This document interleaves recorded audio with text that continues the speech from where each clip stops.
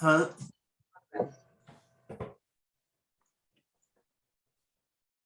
thank you for joining me on this session. And I'm going to begin by kind of reviewing what we've been talking about in the past. Tonight is lesson 5, and we're going to be talking about the best public revenue source and showing examples. This is my background. You've seen that in the past. So tonight, a little bit more specific, is land rent is the best public revenue source, showing examples. And I'm a supporter of Henry George's social philosophy and economic reforms that he advocated. And I particularly mention association and equality is the law of human progress, and his to abolish all taxation except that upon land values. So I'm just going to run through the other 4 courses quickly. The session 1 is nature of land, the environment, material universe. Land's uniqueness: land is fixed in supply, it's immobile, and it's indispensable. And land rent is the price paid annually. Land rent location is the use of good sites, the price goes up. And the property tax and the role of the assessor. On session 2, we talked about the full community along with nature creates land values, that a competent government enhances land values. And I use British Columbia as an example. And land value is an efficient source of public revenue. And then I showed the statewide differences in property tax assessments that was produced by the International Association of Assessing Officers. And in lesson 3, we talked about Henry George's theories, in particular, the cause of chronic poverty and the cycles of boom and bust. We also talked about planning for a revaluation and applying the valuation models. And then the last set we had was lesson 4. We went into the background, the mathematics of it. We talked about real estate, including the land rent, building rent, and the procedures for land assessment. The 3 approaches to estimate value. And I'd like to mention that everybody, I'm hearing background noise. Everybody who isn't on this should should mute themselves and turn off their cameras until we get to the conversation stage. Yeah, just be sure you mute yourself. That will prevent any feedback coming forward.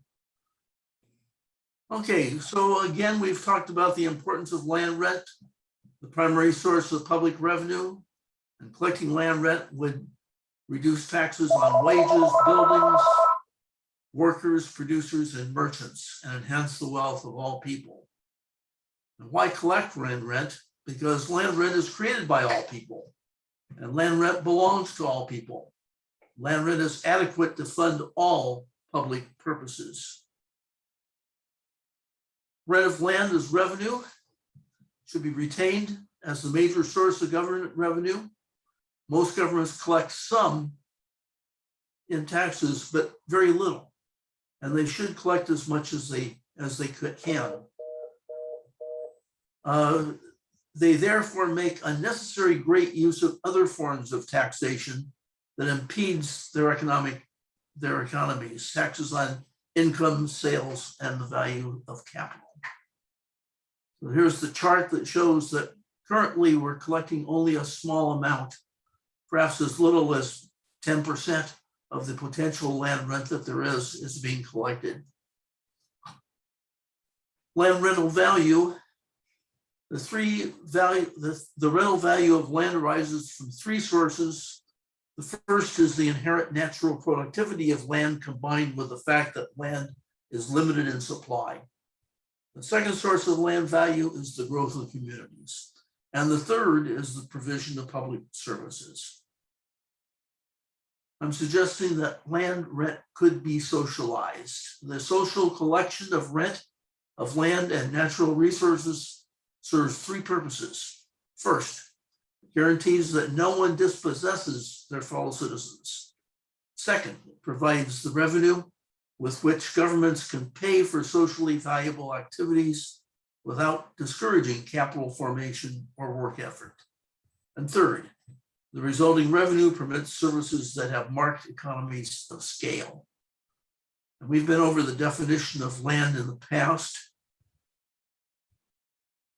We kind of portray it as kind of like an inverted cone, which the apex is the center of the earth and extending upward throughout the surface into space. And land rent is the portion of real estate rent that's due to land. Land rent is formed from ecological and social endowments, not the personal activities of individuals. Currently, private landowners appropriate publicly created land values. There should be a publicly returned created land values to the agencies that created them. And infrastructure would become financially self-sustaining. Benefiters from the infrastructure would pay for the portion to the benefits received. So again, I'm simply making my point that land revenue is the best sort of public revenue. Land is a free gift of nature. Land rental is an economic surplus that belongs to everyone and is adequate to supply all public needs.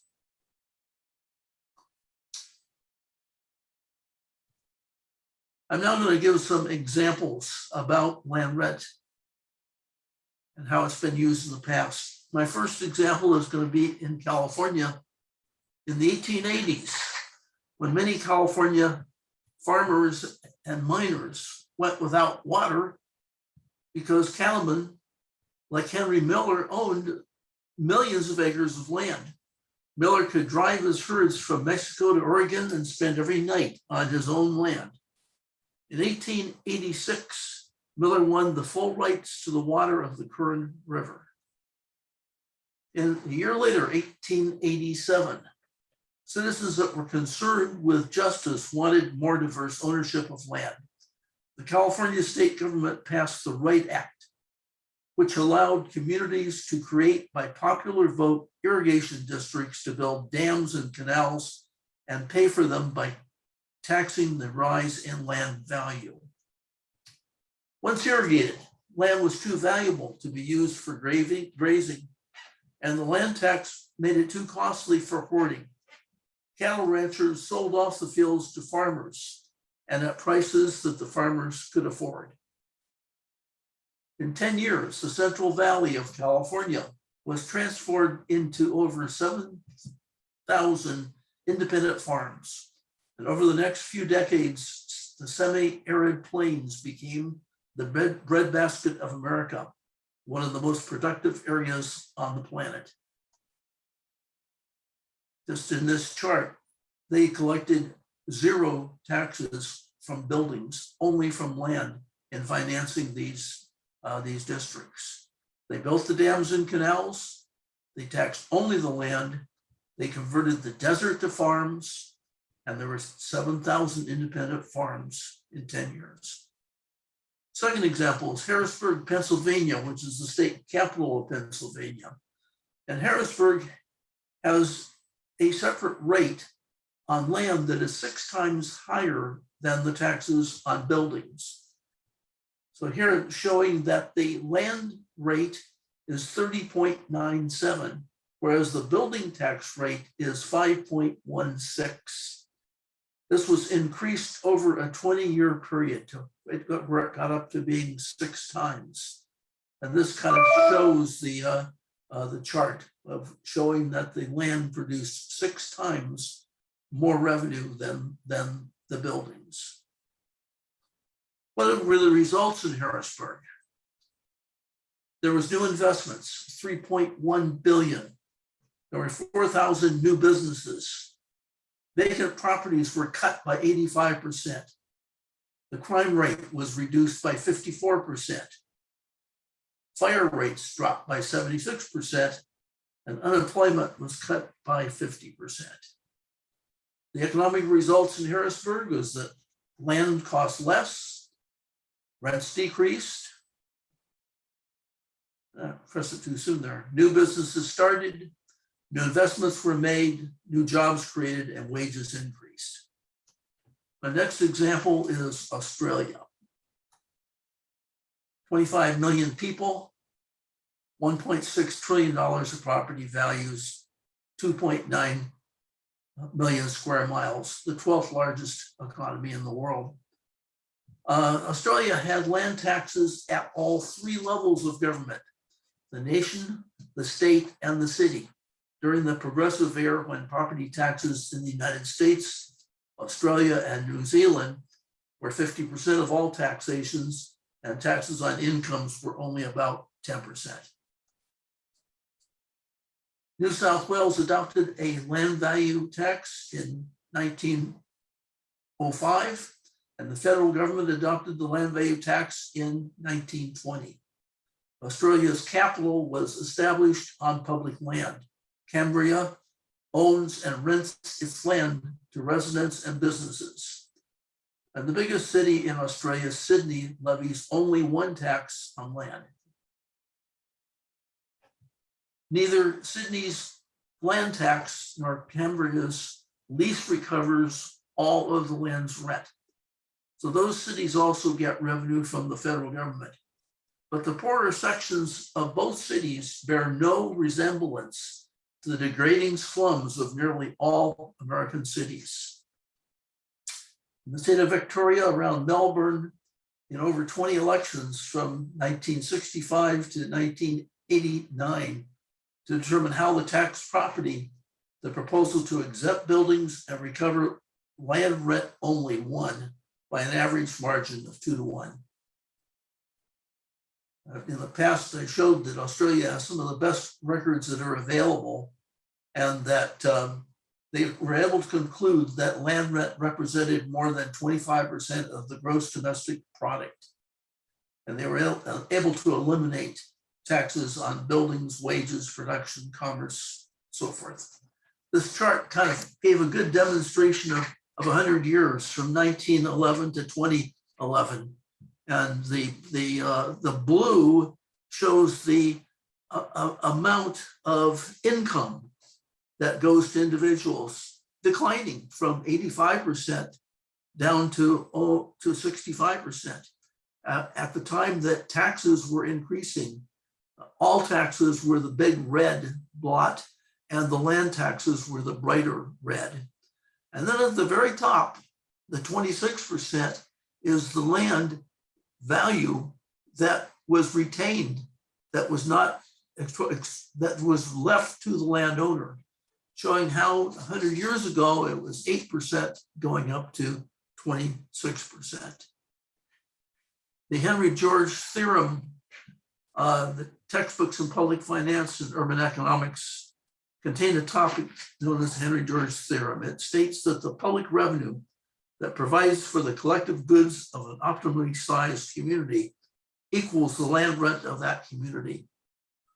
It's so named because it echoes Henry George's 1879 single tax proposal that not only should land rent be the only general tax, but that it would be adequate to finance public goods. So land rent represents at least 25% of gross annual production, but few communities have collected enough of the land rent to effectively curb land speculation and create a prosperous society. Studies have demonstrated that communities prosper and succeed in proportion to the percentage of land rent that they collect. Next example is New Zealand. Around the turn of the 20th century, the earliest settlements in New Zealand began with taxing land only, not buildings.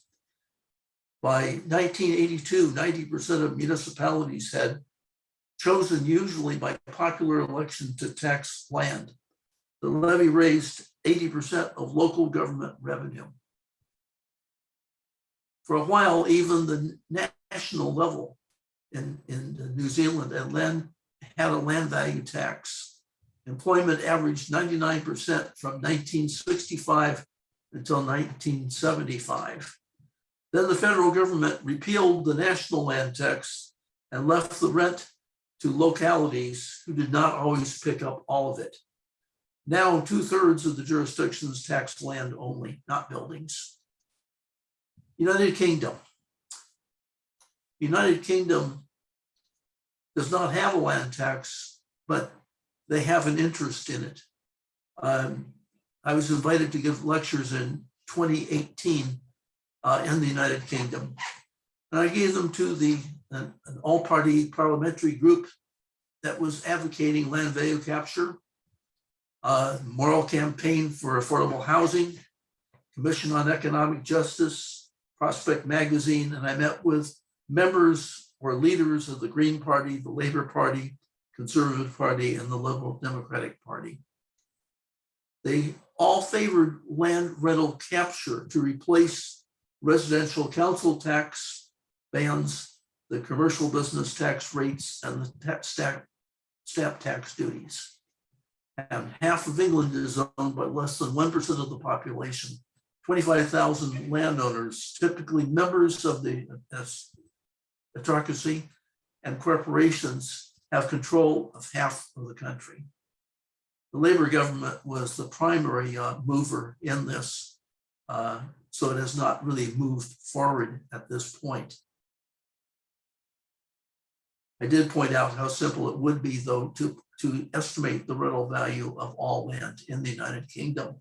And I did point out that by going to a land tax, they could raise a total of £1.5 trillion. California. The opportunity to test a claim that land rent provided sufficient revenue to pay for all public expenditures came with a political initiative to correct lack of revenue in my home state of California. California has a large land area, almost 40 million population, and over 8 trillion of values, of which more than half is land value. For the 2010 election year, an initiative was proposed to replace all existing taxes in California with the capture of land rent. We had in place what was known as Proposition 13, which had frozen assessments, but we were going to replace it by writing a brand new Proposition 13, using land rent to finance governments. The plan was to eliminate taxes on sales, income of buildings, and replace the revenue with a charge of 75% of the annual rental values. I had been a former assessor in the state of California, and I was invited to review this comprehensive tax reform initiative. And I estimated that it was sufficient to replace the revenue that flowed to all of the state and local government agencies. And to reach this conclusion, I had to evaluate the existing data and make adjustments and assumptions to fill the missing data. And had the Comprehensive Tax Reform Initiative become law in 2011, based upon collecting 75% of land rental values, the state of California could have obtained $159 billion in annual revenue, replacing the existing revenue from the state sales taxes, state income taxes, and building taxes, and raised an additional $43 billion over current revenue. The Legislative Analyst's Office approved the fiscal analysis that I put forward and the initiative stating that it was valid. Unfortunately, an initiative required signatures on petitions from 8% of the registered voters, and the cost of securing these signatures was prohibited. So the initiative never did get on the ballot. The idea was to abolish sales taxes, abolish corporate taxes, and abolish taxes on buildings. In preparing this, we did come, however, to the personal income tax. And it was felt like that even though we didn't need the revenue that could be produced by a personal income tax, that it would benefit us to include a high rate of income tax, a minor amount of income tax collection so that we could kind of tap into those people that were having unearned income indirectly. So the formula that we put forward was 75% on tax on land rent, 8% tax on income after a deduction of 300,000 of taxes for couples or 150 for an individual, and after giving a income tax credit for any land taxes paid, so that most people, if they owned land, would not have to pay any income taxes. This was the actual formula that I put forward in the work that I did. And it shows the adjustments that I had made for each of the components. And it showed that the amount of land rent that would be collected was $140 billion. And that by having a high-end income tax, we could raise another 12 billion for a total of 152 billion to replace the 139 billion, which would have given us a surplus funds of 13 billion. Now, we could have just done away with the high-end income tax altogether and had an extra $1 billion, but it became desirable to have this high-end income tax. And we did these charts for the various categories of properties. Single tenants would save, instead of paying $3,000 in taxes, they would save $3,000 in taxes. The average income earner, instead of paying $5,300 in taxes, would pay $4,000 and save $1,300. The high income earners, of course, with high income amounts and high property values would save the most. But because we gave them this income tax credit for land value taxes that they paid, they saved an enormous amount. Instead of $61,000 in taxes, they paid $23,000. Partnership business would be similar. And I also looked at Proposition 13 families, because we were doing away with Prop 13 and how would they fare? Well, the typical Prop 13 family was paying $11,300 in taxes. And with this new land value tax that we were going to raise, they would be paying $9,900, which would save them $1,400. So that never did happen in California. I went to the Soviet Union, and after the breakup of the Soviet Union, the newly separate republics and cities had to find their own way of raising revenue. Robert Schockenbach Foundation sponsored a meeting with 12 Soviet Union and 12 American economists to discuss raising public revenue from land. And 4 of the West's top economists, Nobel Prize winners, were among the signatories to an open letter to Gorbachev in 1990. The economists urged the Soviet president to retain land in public ownership and to raise government revenue by charging rent for the use of land. I was invited to lecture on setting up systems for raising public revenue from a land value tax in Russia, and consulting and lecturing was performed in St. Petersburg, Novgorod, and Kaliningrad. A land value map was prepared for Novgorod, and presentations were made to the Russian Duma, the Russian Municipal Association in 1991, 92, and 93.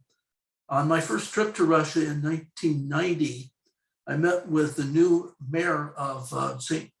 Petersburg, Sovkroft was his name. And he was so impressed with the idea of a land value tax that he offered me a job. Unfortunately, I had 3 children in high school, a new home, and a new wife, so I had to turn him down. And he did tell me that I would have had an assistant that he was hiring by the name of Vladimir Putin, who became 10 years later the current president of Russia. So the Russian people have an exceptionally deep feeling for their motherland, and socializing land rents for revenue and slashing all other taxes may well have struck a sympathetic chord. Yeltsin too, however, had been told by Western power brokers that he must sell Russia's patrimony, freehold her land, as a precondition for Western assistance. Tolstoy was the most ardent Russian advocate of Georgist economics. And I had met with the head of the natural resources in Russia that estimated that just in natural resources alone, they had $3 trillion of known land rent that could be collected. I went on then to Estonia. After the breakup of the Soviet Union, each newly separate republic had to find its own way of raising revenue. And Estonia adopted a land value tax based upon my implementation class. I did a one-week class in Estonia. Estonia found that the tax for farmland, because neither land nor its value can be hidden, it was the most feasible way for the new government to raise funds. And collecting from landowners was vastly more successful than trying to collect from other revenue sources, succeeding over 95% of the time. The low tax rate of 2% of land value, which even the government owners of public land had to pay, was enough still to spur the economic use of land. And Estonia is probably one of the better examples worldwide of where our land value taxes work well. In 2014, I was invited to lecture at the Zhoushan University in Chengdu, China. The government asked for expert advice on setting up systems for raising public revenue from a land value tax in China. China was looking for a sustainable revenue source to fund the provincial and municipal government activities. The Ministry of Finance asked each province to establish a real property pilot region. A property tax can supply an ongoing sustainable revenue stream for provincial and local government. The local rent tax is the type of property tax that raises revenue from land use, natural resources, and community-funded services. China owns its own land. It was selling off, though, to developers, and land users should pay a ground rent fee to allow China to provide the high-quality public services to everyone. The actual land rental values are unknown in China because no public records exist. But my research in Russia and Estonia indicated that even though they did not have established land records or markets, I concluded there was enough land rent to fund the local and provincial governments. And we did produce a book in the Chinese language that we left with them about how to do it. The land rent is adequate, more than adequate, to phase out all taxes on buildings, wages, production, and commerce. And China can offer its people the best public services in the world.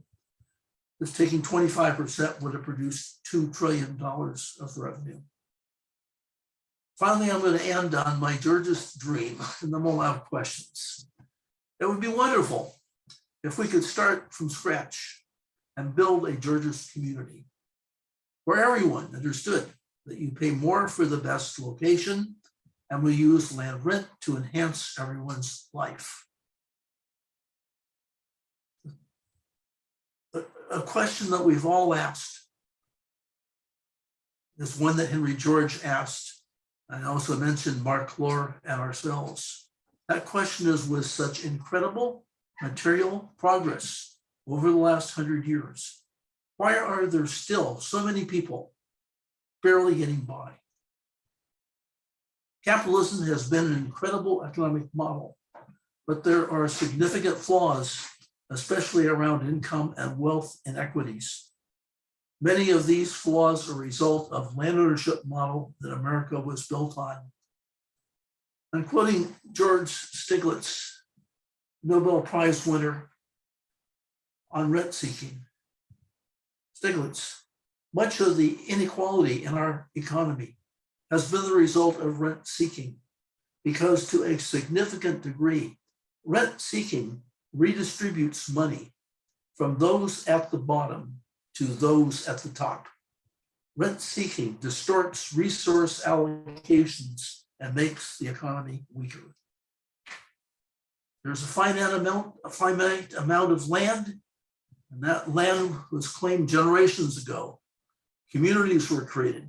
Tax dollars were used to invest in the land, and therefore the land increased in value over time, with landowners not having to produce anything or take any risk, but take the profit. Or land could essentially go from a barren piece of desert to a modern day city worth as much as $1 trillion and generate $60 billion a year for up to 5 million residents. What if that land had been owned by a community endowment? What if you took that land appreciation and gave it back to the community since they created the value?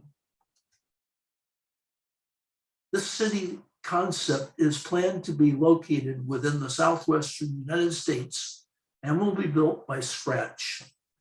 Former Jet.com founder, billionaire Mark Lohr, insisted with the help of Baruch English Group to envision the future of urban living. His city's name is Tolosa, the most sustaining city to be the most sustaining city in the world, from global warming to water and energy, using sustainable building materials, autonomous vehicles, electric aircraft, and underground movement of materials. To test a new model for society called equitism, plans to set a global standard for urban living, expand human potential by becoming a blueprint for future generations. Citizens should have a stake in the land. As the city does better, the residents do better. It retains capitalism, but with an additional funding mechanism, land. Create a higher level of social services without additional burdens on taxpayers. Equitism in Tolosa, driven by the city land values. Find uninhabited land to fully demonstrate the power of this idea. Land will be donated to a community endowment, which will use the increasing land values to fund enhanced city services. Their project envisions higher quality education, greater access to homeownership, improved health and wellness, improved business opportunities, expanded jobs and retraining, wider access to opportunities, and a shared prosperity for all citizens.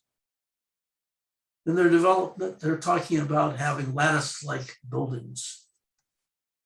Its unique skyline consists of lattice-like buildings, including a cylindrical cluster called the Equalism Tower. The beacon for the city acts as a civic center for gathering, while a photovoltaic roof, elevated water storage, and aquaponic farms help supply the city. So here's the tower. It's surrounded by a lush central park with vibrant public spaces, planted with native fauna, and reservoirs to store water for the metropolises. The landscapes weave throughout the city blocks with roads built for bikers and pedestrians, friendly streets. When the transportation is needed, slow autonomous cars safely take locals to work, shops, public spaces. Lohr hopes to begin approaching state officials very soon with a view to welcoming the first residents by 2030. The first phase of construction, which would accommodate 50,000 residents across 1,500 acres, comes with an estimated cost of $25 billion. The whole project would be expected to exceed $400 billion across 150,000 acres, with the city reaching its target population of 5 million within 40 years. The future of Tolosa. A better place to live, creating opportunity and equality, celebrating diversity and inclusion, establishing a sense of pride, launching a higher quality of life, making a better place to live. So that is their dream this point, I'm done with the session. I welcome questions from everyone. Thank you very much, Ted, for another great presentation. Now I'm gonna open up the chat, and also you may ask questions if you want. I'm gonna make everybody able to unmute themselves. That's done. Good. Any comments or questions? Well, I've been studying land trust communities for a long, long time. And my concern about Tolosa there were two. One is that it seems like it's overly planned and unnecessarily complicated, and that just collecting land rent and letting people respond to open market forces would probably be better. And the other was that all of the Georgia's land trusts I've ever studied failed for the same reason, which was that they were not for profit. And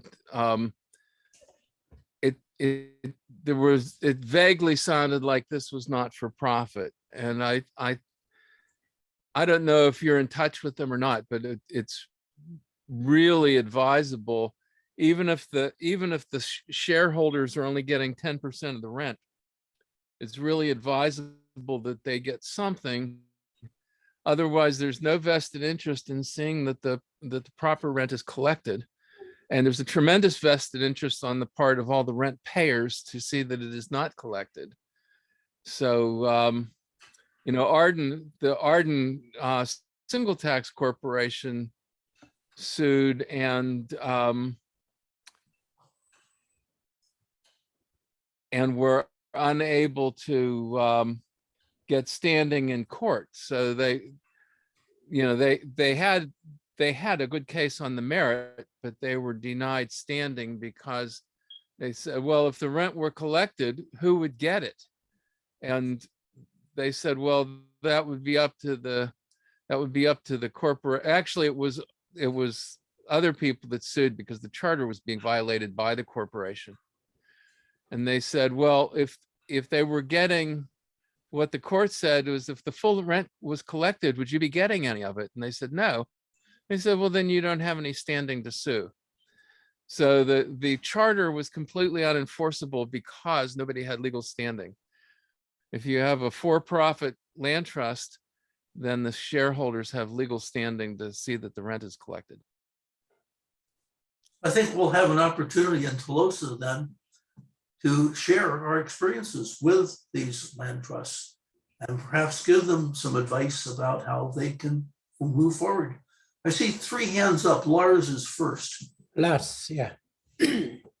Right. My main question is just, sorry, I have no voice, is just what is the sources to all of the figures you gave on your various case studies? Do you have those sources anywhere? I do have the sources, yes. And I do have there is a book that was written in English, Russian, and Chinese that also kind of go through everything I've been talking about on these sessions. So Lars, I think if you are specific with me, write me and I'll provide the sources that you'd like to receive. Okay, thank you very much. I think the second hand I saw go up was Mary Rose. Thanks for this presentation, Ted. I just wish that you would spend more time presenting what you have done, like in this session, so people could understand the benefits of land value capture.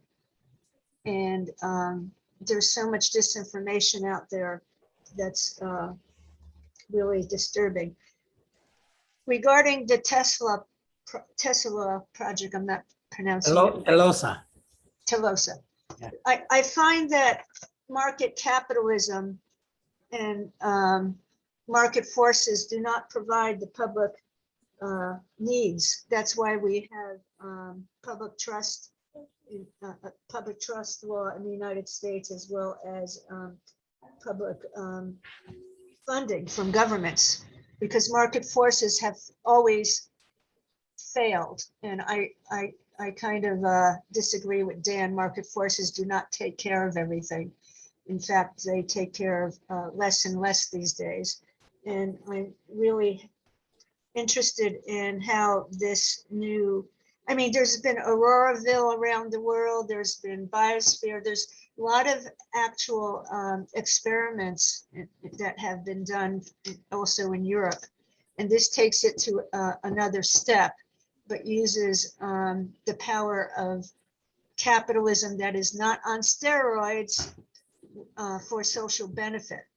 And most of the developed countries that we admire, Sweden, Denmark, etc., use a mixed economy type of government.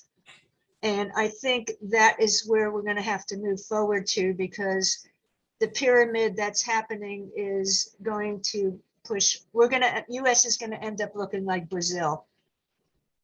And I had a economic professor and a public policy professor mention that years ago, that what do we choose, Denmark or do we choose Brazil?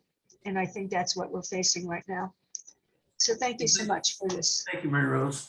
I did my first job when I was 26 years of age as an assessor was in Southfield, Michigan. And I've done a paper on that. That was kind of interesting, because by simply collecting more revenue from land and less from buildings, we were able to demonstrate how it improved the community. Bill Batt, you're next. Yes, Ted. I know you were involved in the team of people that went to Cuba about, 30 years ago or thereabouts? Year At that, 1999 and 2000. yeah, anyway, at that time, Cuba was rather rigid. Now things have loosened up a bit. They have experimented with various kinds of taxes, none of which are doing well.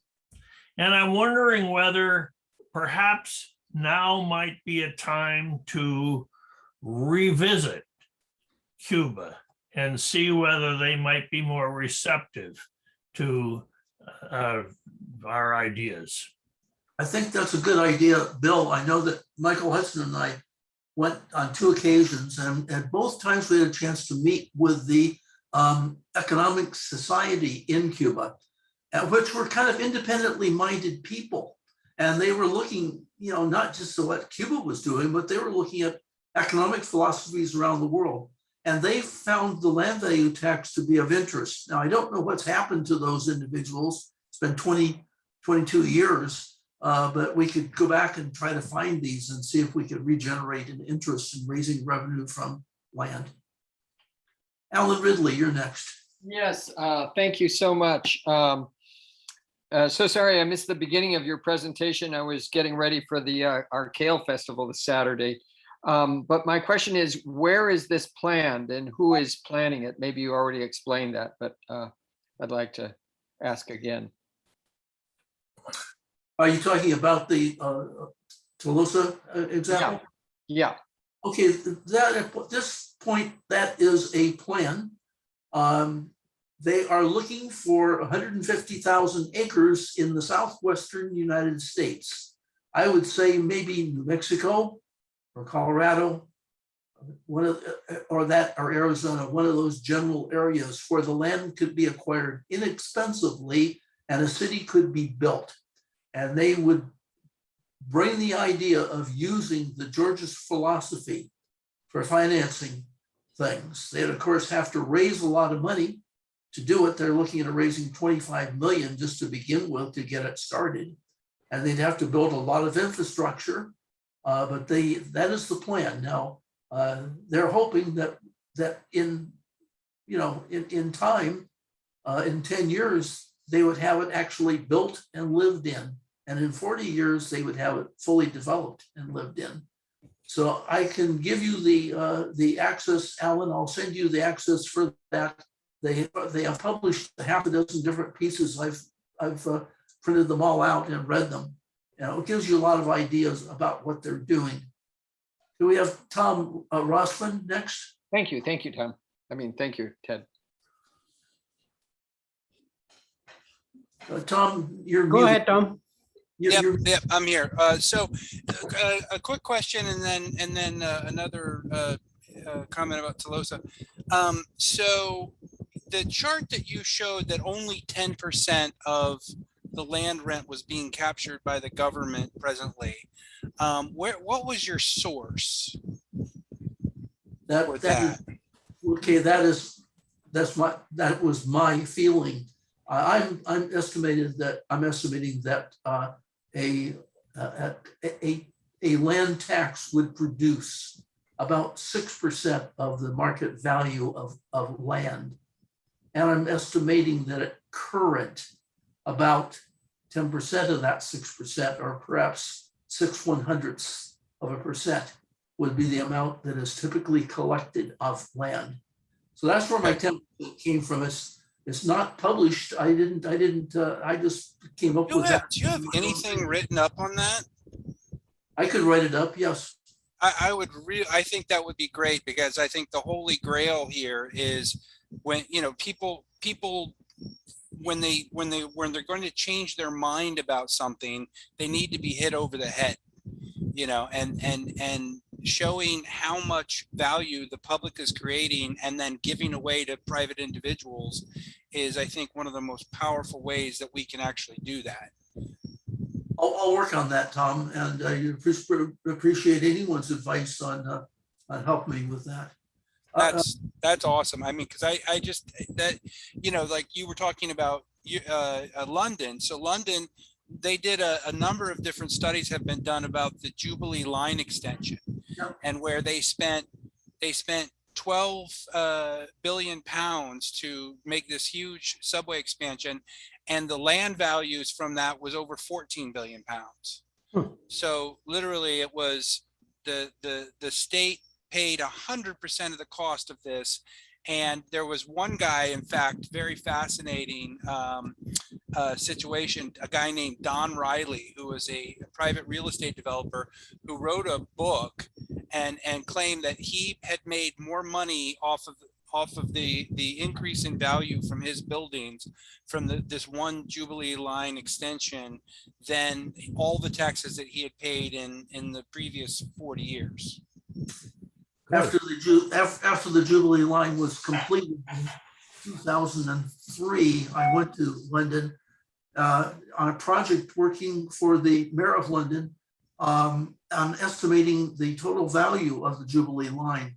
And we worked with a real estate firm. They did the work, and we estimated that the total value of the land value increase along the entire stretch was far greater than the amount of rebuilding the entire line from scratch and producing a large amount of income. I have that to paper somewhere, but it was not widely published. But Riley's work is published in a book. Yeah, that is. It's just fascinating. There's a lot. I know I saw someone in the chat ask. I don't have that research at my fingertips, but if you KPMG and a couple of other consulting firms have done the analysis, and everyone comes up with the same numbers. It's just it's extraordinary how much profit was driven, how much land value. One of their subway stops alone had like 3 billion pounds of uplift in land values surrounding the subway station.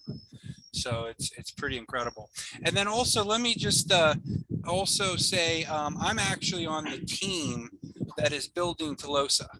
So that website and all those things you were reading, a lot of that, I actually came up with the name Tolosa, and I also came up with equitism and the new model for society. So I'm very happy to engage with anyone on that. If I don't want to turn this into a Tolosa conversation, but if you have any questions, I work directly with Mark Laurie on that, and from the beginning, which we started about 1.5 years ago. So I don't know how you want to manage that, Ted, but I'm very happy to answer any questions if anyone has any questions. I'm so glad I'm so glad to hear that you're working on that.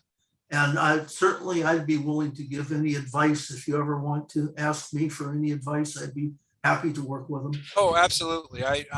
We'll definitely, let's connect offline and we'll discuss that, because and the other guy who's in charge of the whole project, he also attended the first 2 sessions of this and was very complimentary of it. So yeah, we'd love to engage with you, Ted. Great. Can you put your email in chat? Sure. Wonderful. Thanks. Thanks, Tom. Yep. Lars, you have another question? Yes, so my question is, on your Proposition 13 replacement, you list these case studies, how basically it looks like everyone will pay less taxes. Surely someone's paying more taxes, right? And I'm wondering who those people are. And my other question is, you have a lot of experience with politics and politicians. I'm a Norwegian citizen, and I was contacted by a member of parliament from the Norwegian Conservative Party who wanted to talk to me about land taxes after I published an article. And I was wondering if you have any general advice about how to approach that kind of person. Okay, I have had a lot of experience with public officials. Virtually every job I've had, I've been working directly with public officials and setting up the system in British Columbia and setting up the procedure in Southfield, Michigan, and in Greenwich, Connecticut, and in Bridgeport. In all these cases, direct dealings. And the unfortunate experience I had was in Hartford, where I had a bad experience with public officials there. Generally speaking, you want to, whenever possible, give the public what they want, or give the politicians what they want. And you get them to name what they want, and you get them to, then you figure out if you have ways of satisfying their desires. The best way of selling something is to let people sell themselves. This has been true throughout my entire career. I've seen this. In British Columbia, they knew that they had to come up with a better way of raising public revenues, particularly for schools and other purposes. And in other situations, they knew that they had a need, and I was able to provide an answer to them.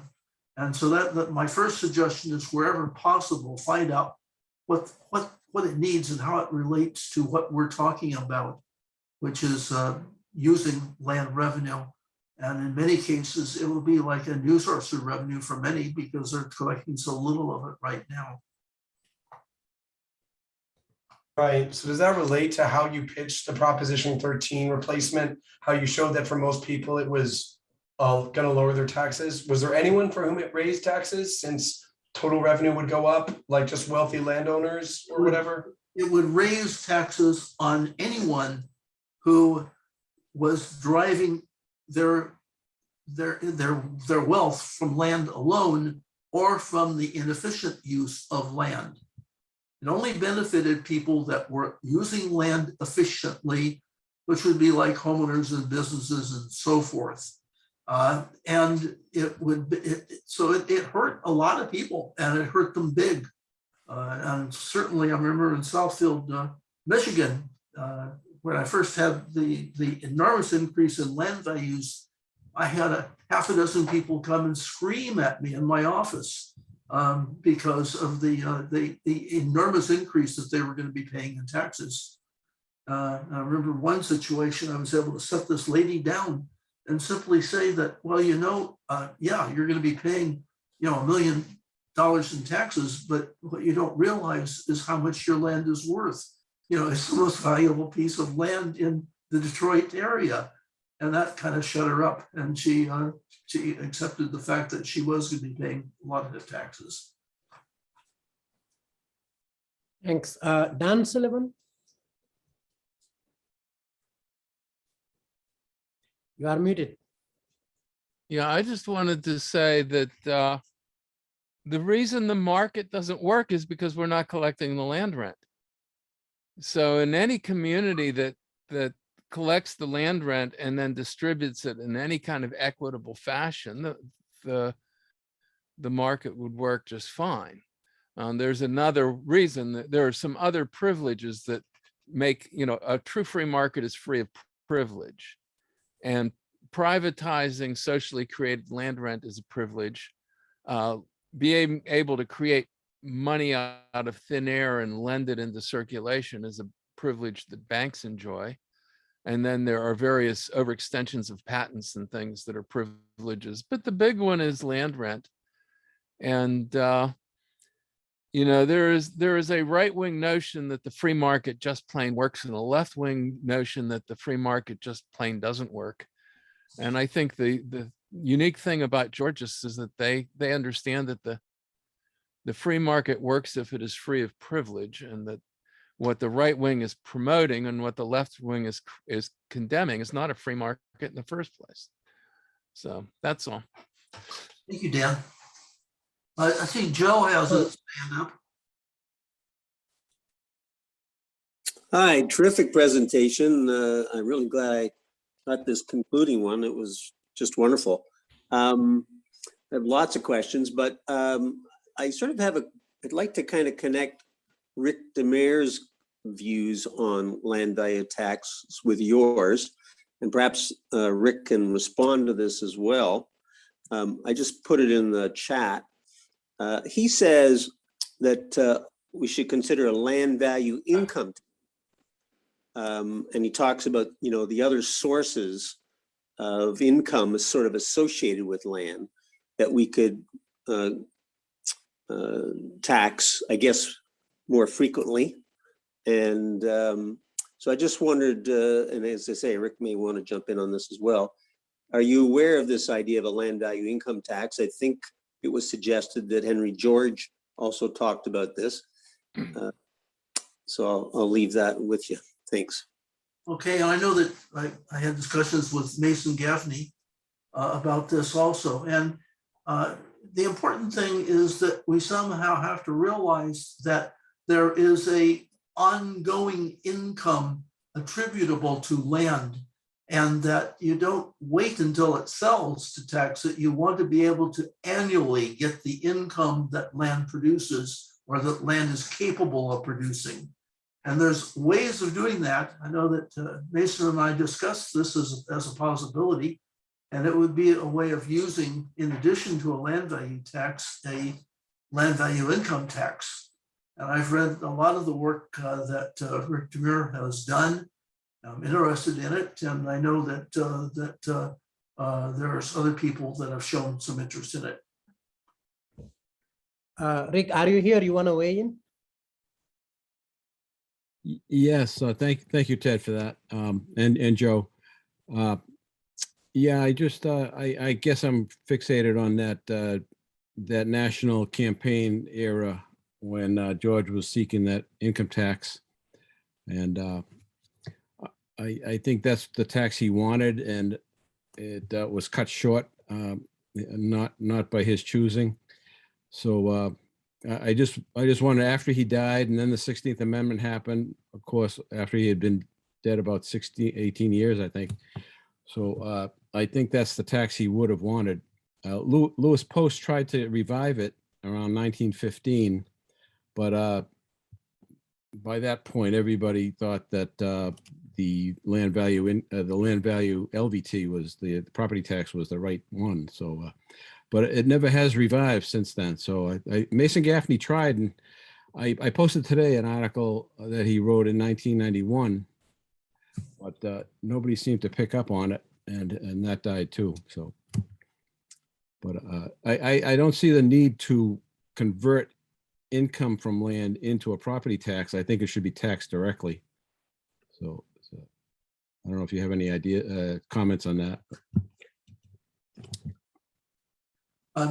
No, I think the important thing is that if you, I guess I'm not saying go strictly with the one. I'm thinking of raising land revenue in all ways possible. So I'm thinking about it as being a way of reaching unused land by attributing a value to it. And I think it's possible to do that. Do both, yeah. Okay, that's reasonable. Thank you. Thanks. James. Yes, Great lecture. Thank you very much. So I'm interested in the initiative that almost made it onto the ballot in California. And I believe I'm hearing you say that if we could just get it on the ballot, that the merit of our story would be enough to carry the day, and which would be wonderful. And if it's only $3 million to get, on the ballot, that's probably a number we could all work to somehow figure out how to fund, and then we would win the war. But my feeling is that there's pushback from wealthy corporations and other people who are either knowingly or unknowingly reaping the benefit of low land rent tax. And so are you of the opinion that simply getting on the ballot would be the majority of the victory, or would really that would just be the beginning of a big bloody fight? I believe it would be the beginning of a big bloody fight, as you put it.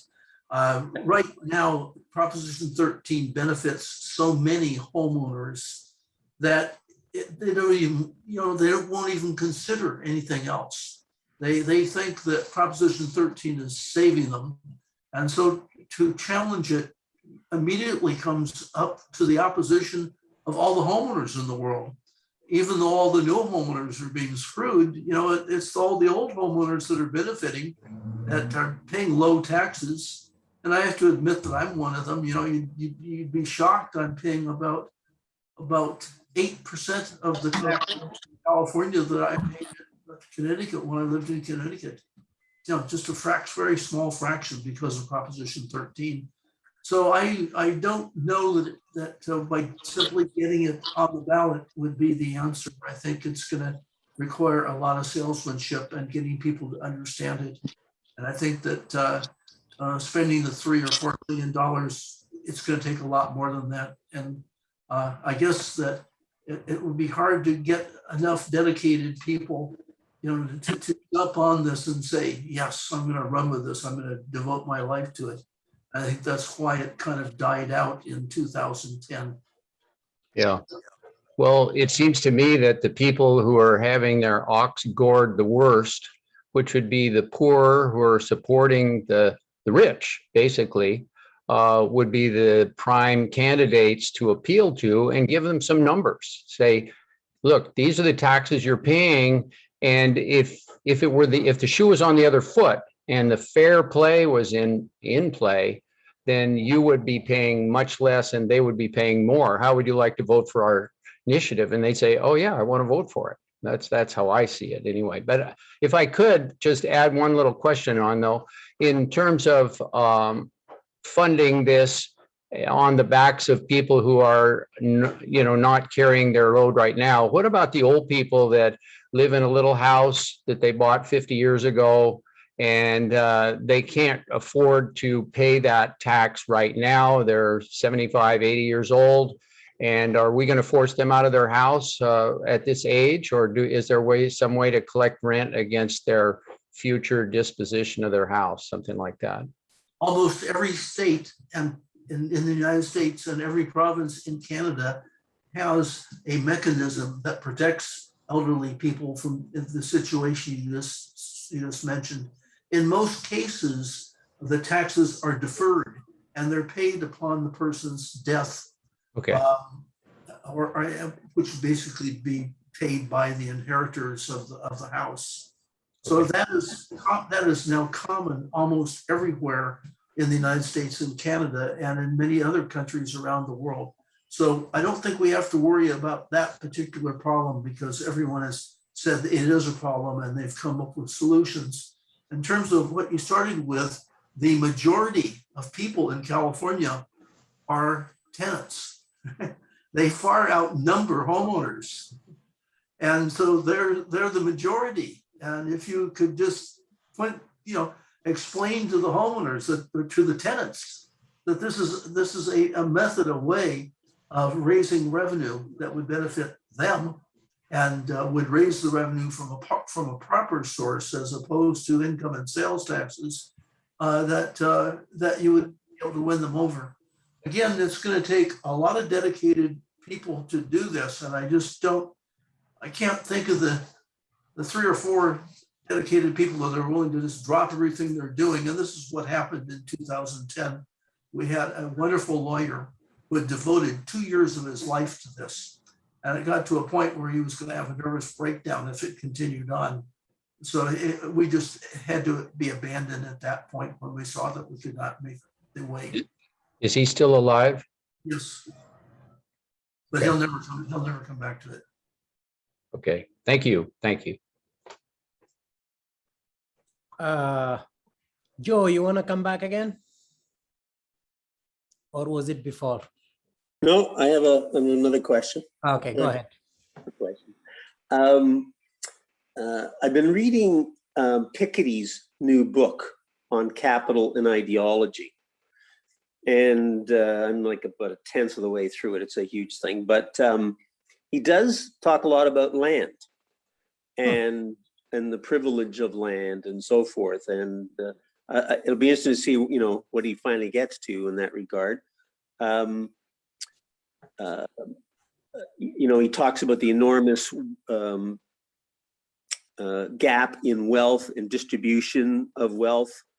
I'm trying to remember but in 1914, before World War I, he said that in Britain, the top 10% had 92% of the wealth, and the top 1% had like 75%.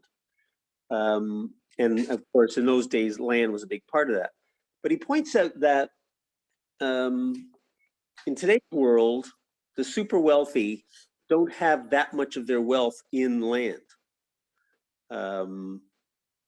He hasn't followed that up yet in the book, but a logical question for you is, if the distribution of wealth is part of the problem of inequality, in the sense of having the resources to really give everybody a job and really use all the resources in the economy, because it's much harder when there's such poor distribution of wealth.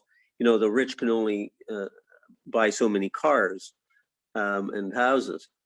And I guess the question is there a way of using this kind of approach and expanding it beyond land so that the wealthy do not accumulate enormous wealth? Or would you advocate, an additional conventional set of taxes to address those, that very tiny percentage of the population that is accumulating enormous wealth and hoarding it and monopolizing it? Thank you. Hey, Dan Sullivan did talk about privilege, and I think that's an important thing for all Georgians to think about, because privilege does give value, monetary value, to individuals who really don't deserve it. Privilege means private. It's something that they're taking, and basically, if we look at how to deal with the privileges, and the privileges, of course, deal with patents for the drug companies, for the corporation powers that they have of getting escape from taxes and so forth, and all the benefits that are given to corporations and to banks and to other privilege holders. So I think that yes, we need to deal with the land value tax as being the primary privilege, basically, that there is. But there are other privileges that we should also be dealing with, and we can actually name them. I know that there are some Georgians who have given thought to this, and I think that it's time for them to kind of come back again with some of their writings and talking about privilege. Mary Rose? Yes, thank you. I want to get back to what Ted was talking about, what was happening in California with propositions. What people, I think, need to understand the landscape here in California, when a ballot initiative is put forward, there are associations like the Howard Jarvis Taxpayer Associations, realtors, limited liability corporations, investment corporations that fight against any type of reform of Prop 13. And Ted could give you, I hope he'll speak a little bit about Prop 15 in California, what happened. I also want to point out, I've also done 3 tours of duty with the US Census, which included geographic mapping, address verification, structure verification, in addition to all the other duties of the census. This was pre-census work in 2019. What I was discovering just in 2 counties in California, and this is indicative of around the country, limited liability corporations, investment corporations are capitalizing on the investment in properties. Donald Trump, for example, his enterprise was an investor in downtown San Francisco, where the property, to avoid Prop 13 triggers when you sold your portion of the investment, this is worked out so those who own that type of property don't have to, they avoid the triggers of Prop 13. So there's a different landscape happening here on who owns land. It's not, we can't look at single individuals, we can't look at wealthy individuals, because it's this combination of investors. So if you got several people and they only own a certain portion of that investment, it's kind of changing how we're addressing land. And Ted, can you talk about what happened with Prop 15 in California recently? It was trying to reform Prop 13. Yeah, we had a ballot resolution which would have removed Proposition 13 benefits from commercial property owners. Basically, there's commercial and residential, and it would have retained the limits on the residential, but it would have removed it from the commercial, and that was the ability to raise a great amount of revenue from that purpose. And remember that California is primarily, the voters are Democratic. So you have this huge funded campaign against any type of sensible reform. So you got to understand that this is, you could put all the facts in front of the people, but we actually we're looking at the Howard Jarvis Taxpayer Association 5 pages of against the reform of Prop 13, and the arguments were just phenomenal, and that was sent to so many households. So it's not just 3 or 4 people trying to create a proposition that would reform. It takes at least two to 3 years to do the groundwork of something like that. Billions of dollars, campaign ads, you have to do mailers, you have to do so much advertising, and then you have billions fighting against you. So this is, you could have the best theory in the world, but you got to look at who's fighting against you, because that's where we fail. We don't have the funds. Remember right, it came pretty close, actually. It was like 53% voted to defeat this proposition, and 47% voted to bring it forward. Right. But it was really the Howard Jarvis campaign that just inundated the market, and he had ads on every day talking about how this was going to destroy you, and then we'd take your home next, And the Association of Realtors were also big. And the people who were working on this were so many organizations who were trying to do the reform, was League of Women Voters, etc. It was an astounding collaboration that tried to fight this. And I'm talking about big organizations. So this is a lot of groundwork that, there might be some way in the future to do this, but you have to get the bigger players and somehow fight the Howard Jarvis and the Realtor Association propaganda machine. Thanks. Yanis.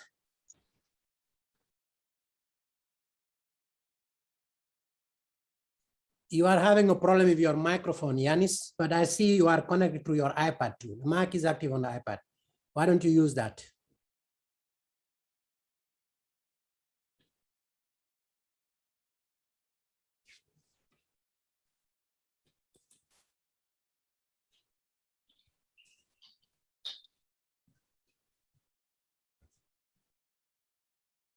Okay, let's go with Alan Ridley until Yanis fixes his technical issues.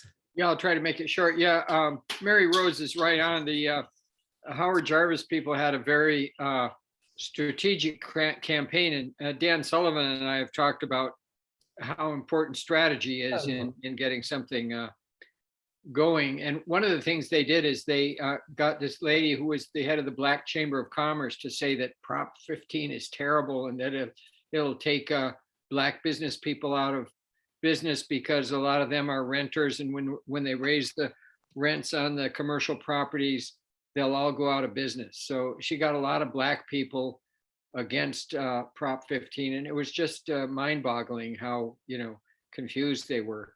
But anyway, so anyway, we just got to realize that there's an important strategic role to of any of these campaigns. You're right, you can't just have good ideas. You have to have good ideas and a good way to convince enough people that it is a good idea. So, thank you.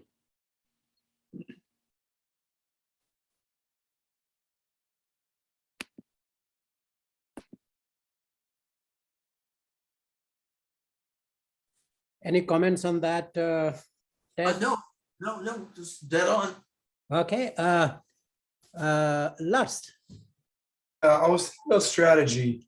I went and looked at the vote margin for the commissioner and the tax assessor collector in my state. I mean, in my city, which has about 250,000 people in it. And it was, one of them ran unopposed in their primary and unopposed in the general. And the other ran in a 3-way primary with a vote margin of victory of like 200 votes and ran unopposed in the general.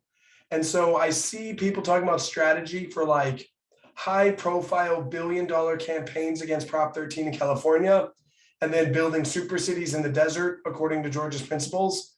And I wonder if we shouldn't just go and try to clean up on all these unopposed primary elections in single party states for tax assessor and commissioner, and just put little Ted Gwartney clones everywhere and fix assessment everywhere, because that will essentially raise the land share of, if you raise the assessments, as Gwartney keeps saying here, will effectively collect more land rents just across the country. And maybe that could be a really cost-effective way to win some battles outside of the bloody red oceans that no one's paying attention to. Now that all politics is national, no one's paying attention in a lot of these local battles. Vote margin seems small. Am I crazy? Is there an opportunity here? I don't know. What city are you in? Bryan, Texas, near Texas A&M University. There's definitely an opportunity there. In 1966, we had a doctor by the name of Dr. Irene Hickman, who ran for assessor in Sacramento, California, and won. And she had a big influence as a Georgist. She was a 100% Georgist. And you can do that virtually anywhere where there's an elective office. I've never ran for an elected job. I've always been appointed. However, there are elected, almost half of the jobs for assessors are elected. So in half the country, you can go and run for that job. And I think that we've had other examples where there's been some Georgists that have been able to make some dramatic changes by simply running for offices. So I support that idea, Lars. That's a good idea. Well, even in places where assessors are appointed, it's generally the commissioner, I think, that appoints them, or someone like that. And that's like a nice, boring job that nobody cares about. Everyone cares about governor. Everyone cares about mayor. Everyone cares about like the high profile, sexy stuff. Like nobody comes out to vote in local elections anymore for the boring stuff. And I don't know. It's just, it seems interesting to me. It seems like low hanging fruit. Well, that's something that all of us, I think, as Georgists should look at. It probably is low hanging fruit, and it is an opportunity that we should be seriously thinking about wherever we live, and look at the possibility of bringing in people who are Georgists who could make a change in it. And sometimes the change is merely doing a good job of assessing, because you do have jurisdictions where the assessing is done so poorly that it's almost anti-land value taxation. And by merely raising the values on land properly, you might double the amount of revenue coming in from land and get some of the benefits that Harrisburg or other cities have had by a split rate where they're getting more from the land and less from the improvements. Thanks. Dan? Yeah, a couple things. One is that, and Josh is here. He can give details on this. The Association of Realtors in Philadelphia ran paid advertising. They ran long articles about why Philadelphia should replace its wage tax with a land value tax. So let's not vilify the Association of Realtors and assume that they would not be open to what we have to say. We can at least soften their opposition if we reason with them directly. The other thing was about a land value income tax. My understanding is the land value income tax is only on land that goes up in value. And I look at Pittsburgh when the steel industry collapsed. We had a massive building boom because the people who were holding land were quick to let go of it. And in Detroit, the land values were falling, but people held on. And it's critically important to get people to let go of land when there's an economic collapse, because if all those landowners in Detroit had quickly sold to somebody who could take that land, pay a low price for it, and turn it around and run a business with it, Detroit could have responded to the auto industry collapse the way Pittsburgh responded to the steel collapse. So to me, it's like, if a land value income tax does not get people to let go of land they're not using when land is falling in value, then it fails to me, because that's the most important time to do it, is when there's a disaster. That Dan has made, and that is that if you're going to have a land value income tax, you have to have a mechanism for taxing the implied annual benefits. I know that Mason and I worked on this, and it's going to be something that will be difficult to explain to people, but you have to be able to estimate what the implied income value would be. That's the only way that a land value income tax would be effective. Otherwise, you'd be waiting for the sale. Of course, capital gains is the other area where capital gains is given a lower tax rate than income taxes and other taxes. And we should be fighting these discounts on capital gains tax. Well, if you had an implied value realized, wouldn't that end up making it the same as the land value tax? Yeah, it would. Just a more complicated way of saying it. Yes, you're right. Thanks. Alan? Yeah, I think Dan makes a good point, and I'm wondering if, and also Mason Gaffney pointed out that San Francisco, right after the fire, used a land value tax to get a tremendous amount of building and activity going in that city. And I'm wondering if there isn't an opportunity in these burned out cities in Northern California for something like a variation of Tolosa to go in there. The city of Paradise is an example that's way underbuilt. Most people don't really want to try to go back and rebuild it. Unfortunately, the insurance companies require that they build the same stick houses that will burn again in the place of the old houses that burned down. So there's a need to rethink a lot of that. But there are areas in Arizona too that had big forest fires and devastated. Maybe there's opportunity there to rebuild. And I think Pittsburgh's an excellent example of how a city can reinvent itself and rebuild itself. So a lot of opportunity there. Thank you. Yeah, Paradise was never really developed fully as a town. It was kind of like a suburban area that had houses here and there, but it wasn't like a urban city, you know, where you had house after house all lined up. I went there and I saw that it's a shame to see all the houses that had been burned down.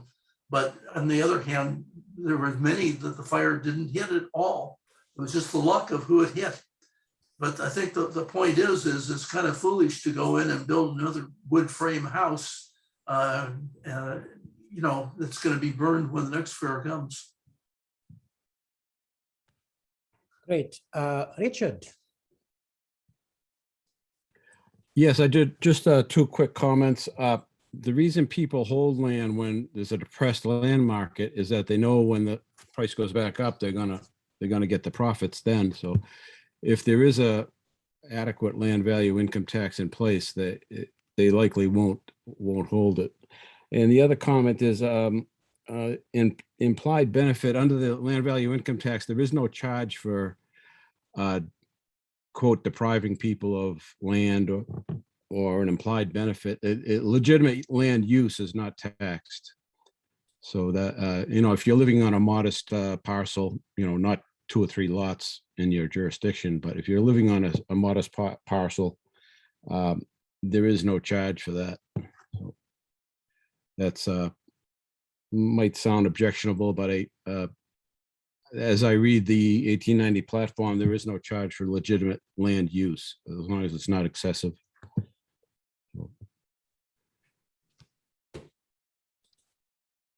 Mike, Mary yes.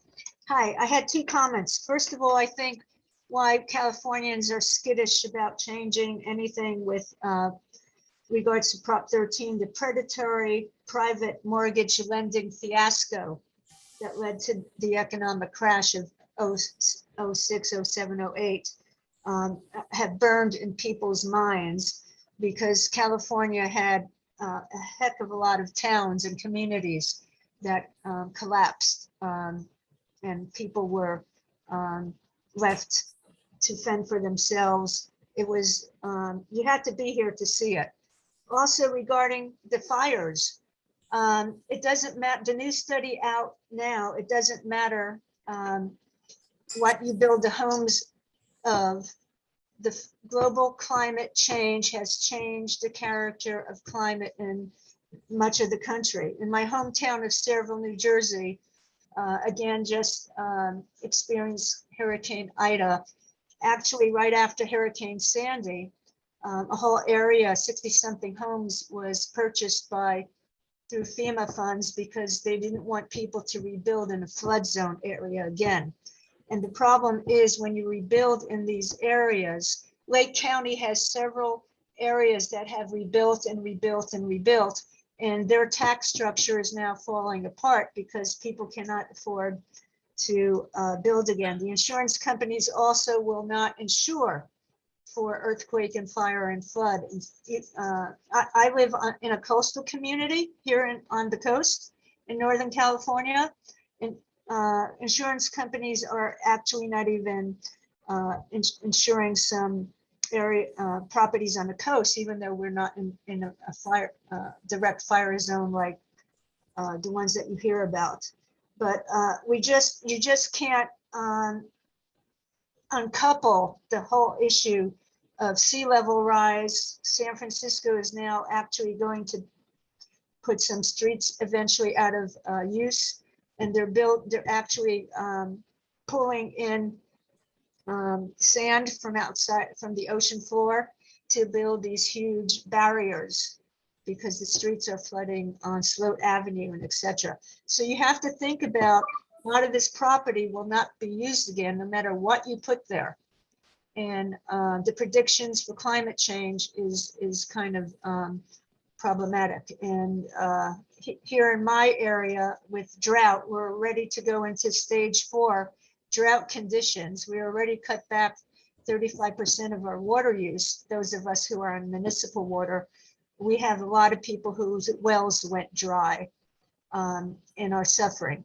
So you just can't think about building and land and taxation without thinking about all these other interconnected issues that are happening. And that's the problem with economics and planning and building. And that's why we're suffering, because a lot of the, if you look at the landscape of the FEMA flood zones, if you look at that map and see how much landfill and flood zones have been developed for housing and for businesses, we're in big trouble.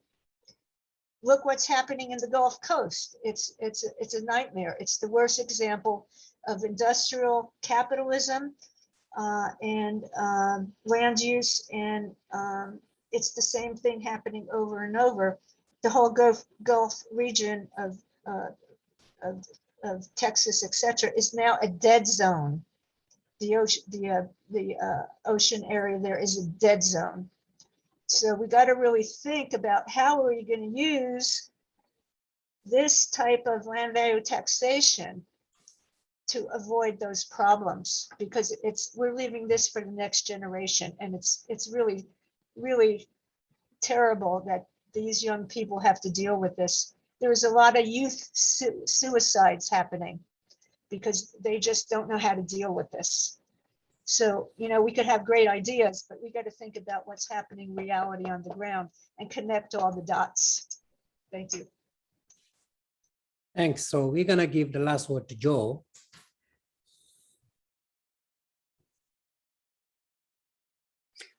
Again, lots of pressure. I wanted to ask about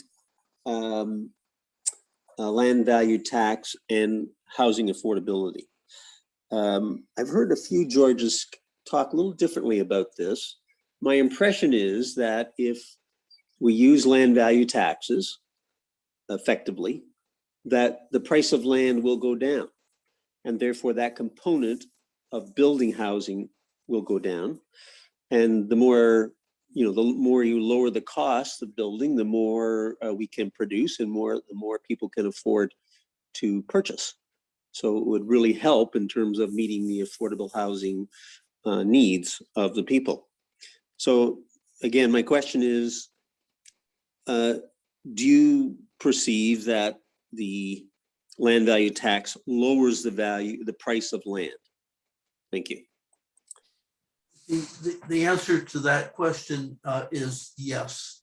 And you can look for cities that collect a higher amount of land, and you see that the houses are selling for less than the communities that are not collecting that. And one prime example was Bridgeport, Connecticut, where it was surrounded by other cities. They had a fairly high land value tax in Bridgeport, and you could buy the same house at a much discounted price than what you would pay from the surrounding cities. Part of that was due to the fact that the surrounding cities were more popular, but also the price was higher in the surrounding cities.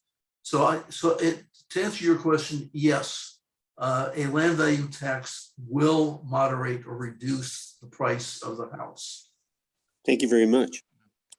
I would add that in Pittsburgh, when Pittsburgh passed this land value tax, we were the second most expensive place in the United States after New York City, and despite being, the smoky city and miserable. And in 1984, when we were very heavily on land value tax, Places rated Almanac, Rand McNally, rated us the most livable city. And I went through all the things, and we had the lowest ratio of housing prices to median income of any city in the United States. So, and we were particularly affordable.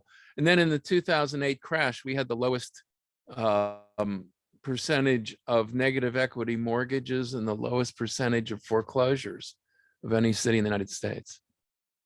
It's quite interesting. Great. It was a very exciting session, but that's all that we have time for. And I'd like to thank very much Ed for this wonderful series of lecture, and we hope to have him back soon.